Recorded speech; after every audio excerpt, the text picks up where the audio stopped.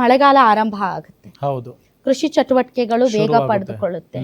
ರಸಗೊಬ್ಬರಕ್ಕೋಸ್ಕರ ರೈತರು ಯಾವ ರೀತಿ ಬೀದಿ ಗೋಲಿಬಾರೆಲ್ಲ ಆಗಿದೆ ತಮಗ್ ಗೊತ್ತಿದೆ. ಹೌದು, ಸೊ ಈಗ ಇದ್ದಕ್ಕಿದ್ದಂತೆ ನೀವು ಸಾವಯವ ಕೃಷಿಗೆ ಹೋಗಿ ಅಂತಂದ್ರೆ ಸಾವಯವ ಕೃಷಿನೂ ಸ್ವಲ್ಪ ದುಬಾರಿ.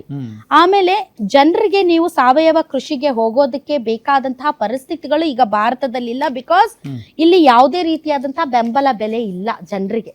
ಕಡಿಮೆ ಇಳುವರಿ ಆಗ್ಲಿ ಅಥವಾ ಬೇರೆ ರೀತಿಯಾದಂತಹ ತೊಂದರೆಗಳಾದಾಗ ಇಲ್ಲಿ ನಮ್ಗೆ ಯಾವುದೇ ರೀತಿಯಾದಂತಹ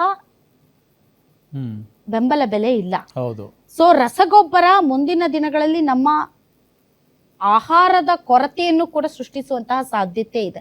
ಈಗ ರೈತ ಬೆಳೆ ಬೆಳಿಲಿಲ್ಲ ಅಂತಂದ್ರೆ ಮುಂದೆ ಏನ್ ತಿಂತೀವಿ ನಾವು ಹೊಟ್ಟೆಗೆ, ಕಷ್ಟ ಆಗುತ್ತೆ. ಸೊ ಈ ರಸಗೊಬ್ಬರದ ವಿಚಾರದಲ್ಲಿ ಈಗಾಗಲೇ ರಸಗೊಬ್ಬರ ತುಂಬಾ ಕಾಸ್ಟ್ಲಿ ಆಗೋಗಿದೆ ಅಂತಾರಾಷ್ಟ್ರೀಯ ಮಾರುಕಟ್ಟೆಯಲ್ಲೂ ಕೂಡ.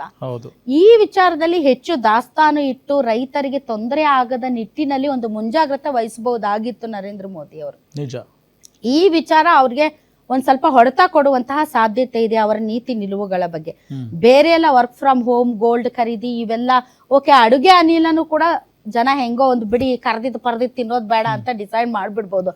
ಬಟ್ ಈ ಫರ್ಟಿಲೈಸರ್ ಇದೆಯಲ್ಲ, ರಸಗೊಬ್ಬರ ಇದೆಯಲ್ಲ, ಈ ವಿಚಾರದಲ್ಲಿ ಡೆಫಿನೆಟ್ಲಿ ನರೇಂದ್ರ ಮೋದಿ ಅವರಿಗೆ ಒಂದ್ ಸ್ವಲ್ಪ ಹಿನ್ನಡೆ ಆಗಬಹುದು. ಯಾಕೆಂದ್ರೆ ರೈತರ ವಿಚಾರದಲ್ಲಿ ಯಾವಾಗ್ಲೂ ಕೂಡ ಭಾವನಾತ್ಮಕವಾಗಿನೇ